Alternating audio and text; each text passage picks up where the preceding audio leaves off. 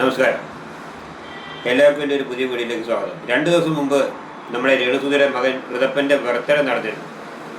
Birthday ഫംഗ്ഷനിൽ നമ്മൾ കരുതാത്ത ആളുകളൊക്കെ പങ്കെടുത്തിരുന്നു. ആളുകൾ എന്ന് പറഞ്ഞു കഴിഞ്ഞാൽ ഞാൻ അറിയുന്നൊരു വ്യക്തിയാണ്. അറിയുന്നവരെ നേരിട്ട് കണ്ടിട്ടില്ല. ഞാനൊരു ക്ലൂ തരാം. കുറേ സ്റ്റേജ് ഷോയിലൊക്കെ പാടിയ ആളാണ്, പ്രോഗ്രാമിലൊക്കെ പങ്കെടുത്ത ആളാണ്. 1-2 കേസുകളൊക്കെ ഉണ്ടായിരുന്നു.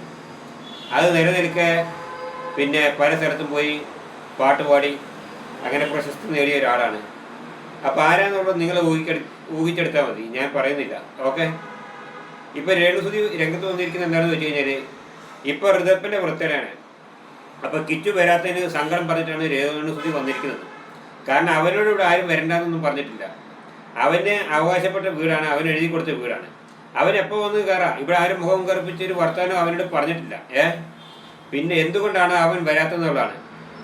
നമുക്ക് രേണുസുധി സംസാരിക്കുന്നത് കേൾക്കാം.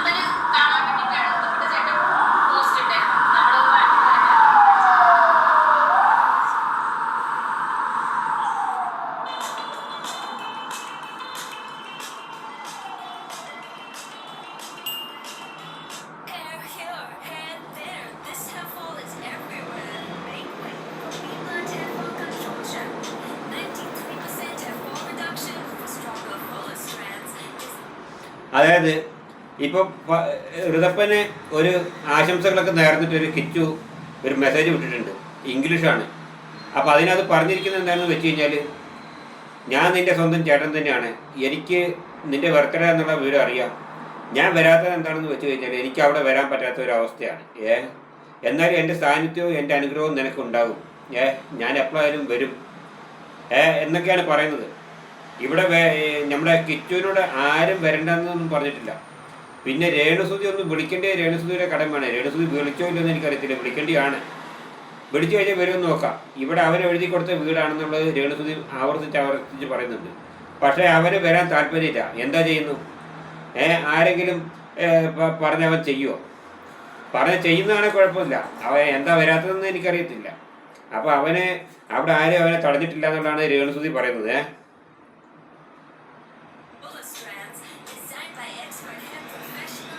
അപ്പം ഇങ്ങനെയൊക്കെ പോയി കഴിഞ്ഞാൽ നിങ്ങളുടെ രണ്ടാളുടെ പ്രശ്നം നിങ്ങൾ തമ്മിൽ തീർക്കുകയാണ് ചെയ്യേണ്ടത്, അല്ലേ? ബാക്കി കേൾക്ക്.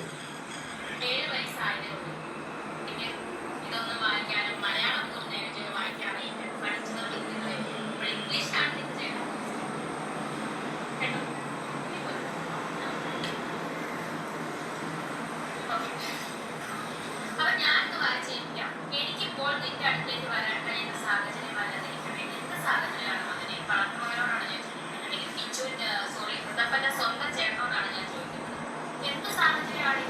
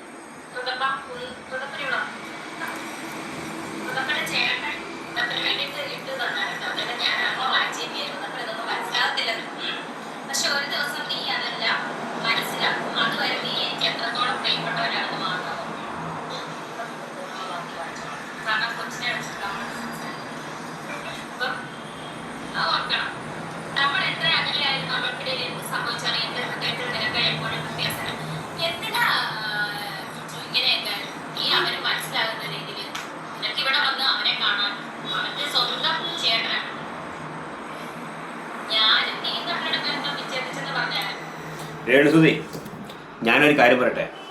ചില യൂട്യൂബേഴ്സൊക്കെ പറയുന്നത് എന്താണെന്ന് വെച്ച് കഴിഞ്ഞാൽ അവനെ കാര്യമായിട്ട് വിളിച്ചില്ല എന്നുള്ളതാണ്.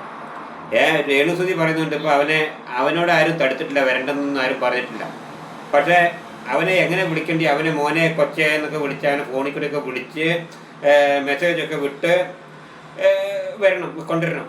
പിന്നെ എങ്ങനെയാണെന്ന് വെച്ചാൽ വീട്ടിൽ കയറുമ്പം ഒരു വെള്ളിക്കിണ്ടിയിൽ നല്ല ശുദ്ധമായ വെള്ളം എടുത്താണ്ട് കാലൊക്കെ കഴുകി ആശ്ലേഷിച്ച് ആനയിച്ച് അവനെ കയറ്റണം. എന്നാലേ അവൻ കയറുള്ളൂ, മനസ്സിലായില്ലേ? അല്ലെ നമ്മളൊന്നും വിളിച്ചാൽ അവൻ വരത്തില്ല. കാരണം അവരെ ഈ കൊച്ചിനോട് എന്തിനാണ് ഇങ്ങനെ മെസ്സേജ് വിടേണ്ട കാര്യം എന്താണ്? അവനോട് അവിടെ ആരും ചെല്ലണ്ടെന്നൊന്നും പറഞ്ഞിട്ടില്ല. രേണുസുതി ആണെങ്കിലും രേണുസുതി വിളിച്ചിട്ടില്ല എന്നുള്ള ഒരു കംപ്ലൈൻ്റ് ആണ് ഇപ്പോൾ ഇവിടുത്തെ ഈ നമ്മുടെ യൂട്യൂബേഴ്സൊക്കെ പറയുന്നത്.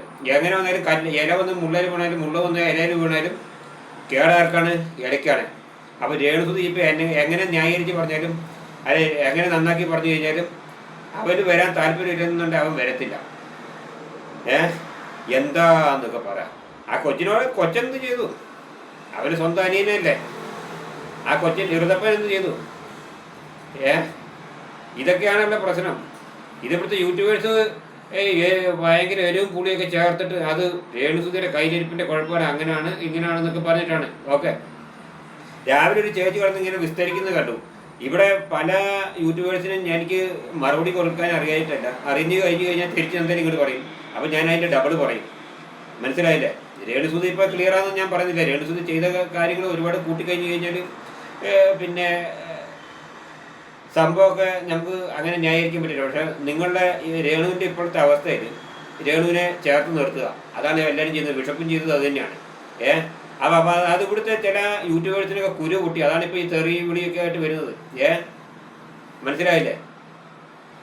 അപ്പോൾ എന്താണെന്ന് വെച്ച് കഴിഞ്ഞാൽ അവനെ ആശ്ലേഷിച്ച് പിന്നെ എവിടെ ഒക്കെ പോയി കാറെടുത്ത് കൊണ്ട് ചെന്നിട്ട് ഇവൻ എവിടെ നിൽക്കുന്നു വെച്ചാൽ അവിടുന്ന് പിന്നെ നല്ല രീതിയിലൊക്കെ ലോകിച്ച് സോപ്പിട്ടിട്ട് അവനെ കാലൊക്കെ വണ്ടിയിൽ തട്ടാതെ എടുത്ത് വെച്ച് കയറ്റിക്കൊണ്ടിരണം.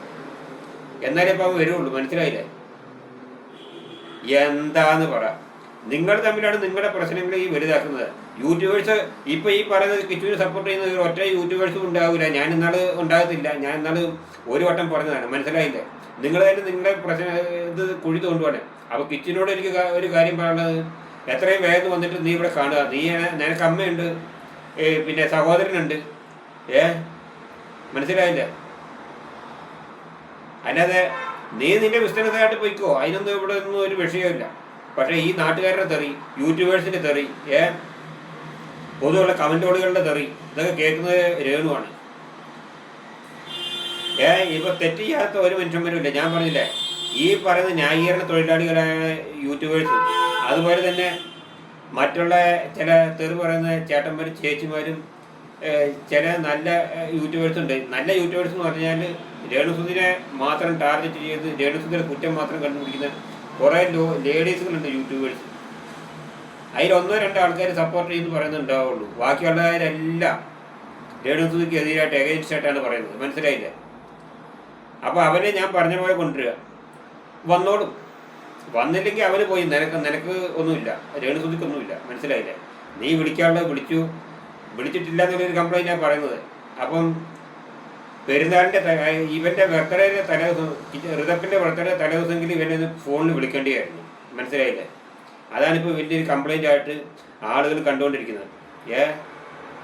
ഇപ്പോൾ രേണുസുതി പറയുന്നുണ്ട് അവനിവിടെ ഒരു തടസ്സവുമില്ല, അവൻ എപ്പോൾ വേണമെങ്കിലും വരാം, അവനോട് മുഖം കറുപ്പിച്ചിട്ട് ഒരു വർത്തമാനം ആരും പറയുന്നില്ല. പക്ഷേ ഇതൊന്നും ഇപ്പോഴത്തെ യൂട്യൂബേഴ്സ് ചെയ്യുന്നില്ല. യൂട്യൂബേഴ്സ് ഇപ്പോൾ പുതിയ യൂട്യൂബേഴ്സ് രേണുവിൻ്റെ കണ്ടൻറ്റാണ് തുടങ്ങുന്നത്. 2026 തുടങ്ങിയ യൂട്യൂബേഴ്സൊക്കെ ഉണ്ട്.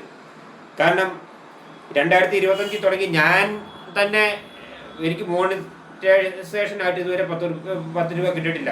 കാരണം എന്താണെന്ന് വെച്ച് കഴിഞ്ഞാൽ അന്നൊന്നും ഞാൻ രേണുസുതിനെ പറ്റി അറിയുക പോലുമില്ല, കണ്ടിട്ടുമില്ല, കണ്ടന്റ് നമ്മൾ ചെയ്തിട്ടുമില്ല. ഇപ്പോൾ അടുത്ത കാലത്ത് രേണുസുതിൻ്റെയൊക്കെ നമ്മൾ ചെയ്തിട്ടുണ്ട്, മനസ്സിലായില്ലേ? പക്ഷേ ഇപ്പോൾ 2026 സ്റ്റാർട്ട് ചെയ്തതോടുകൂടി 1-2 പുതിയ യൂട്യൂബർമാർ വന്നു. ഫുൾ രേണുസുതിയുടെ കണ്ടന്റാണ്. 1000, 1500, 2000 സബ്സ്ക്രൈബറാണ്. കാരണം രേണുസുതിനെ ഫുള്ള് പച്ചത്തെറിയാണ് പറയുന്നത്.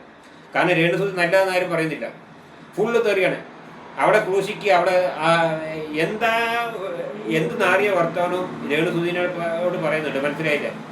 അങ്ങനെയാണ് കണ്ടപോലെ സബ്സ്ക്രൈബേഴ്സ് ഇവന് കയറിയതൊക്കെ, ഇവന് ഒക്കെ. രണ്ടു മൂന്ന് യൂട്യൂബേഴ്സ് ഉണ്ട് അങ്ങനെയുള്ളത്, ഞാൻ കണ്ടിട്ടുണ്ട് ഇപ്പോൾ. മനസ്സിലായില്ലേ? വേറെ രേണുസുതി കണ്ടന്റ് വേറെ ഒന്നുമില്ല. നാട്ടിൽ കൊലപാതകങ്ങൾ നടക്കുന്നു, അക്രമങ്ങൾ നടക്കുന്നു.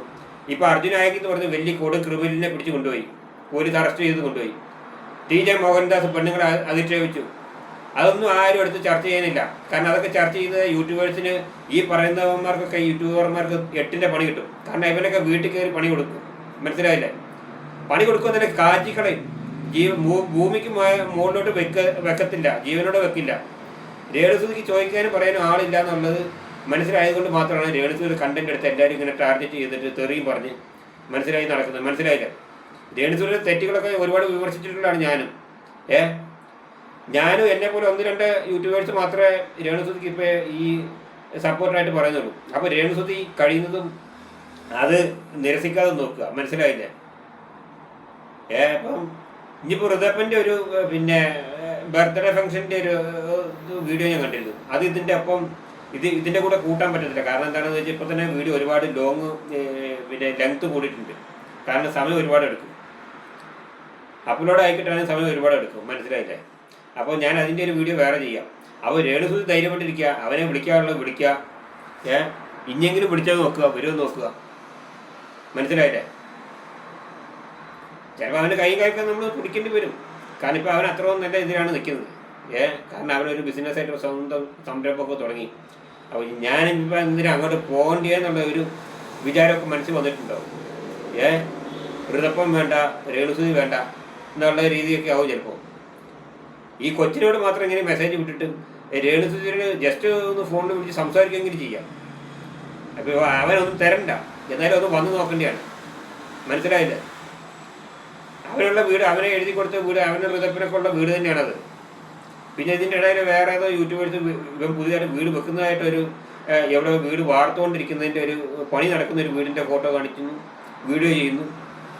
എന്തിനാണ് അതിൻ്റെ ആവശ്യം? എന്താ?